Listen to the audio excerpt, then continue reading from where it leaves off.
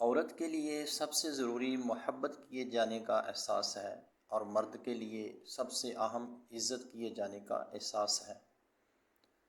عورت کی بنیادی ضرورت محبت ہے اور مرد کی بنیادی ضرورت عزت ہے۔ ایک کامیاب شادی شدہ زندگی کا یہی راز ہے جو قرآن اور حدیث میں بہت بار واضح کیا گیا ہے۔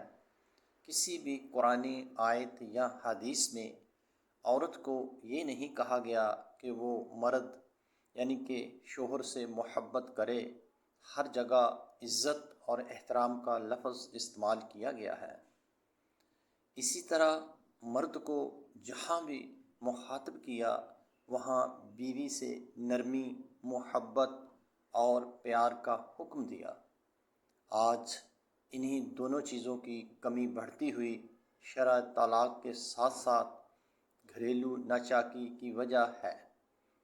یہ محبت اور احترام دونوں ہی غیر مشروط ہونے چاہیے، یعنی مرد کو یہ نہیں سوچنا چاہیے کہ میں کیوں محبت کروں جب عورت یعنی کہ بیوی میری عزت نہیں کرتی، اور ایسا ہی عورت کے لیے بھی ہے۔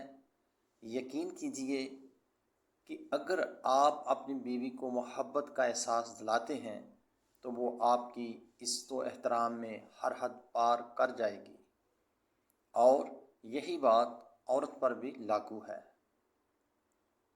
بے لوث محبت اور بے لوث احترام کامیاب شادی کے بنیادی اجزاء ہیں۔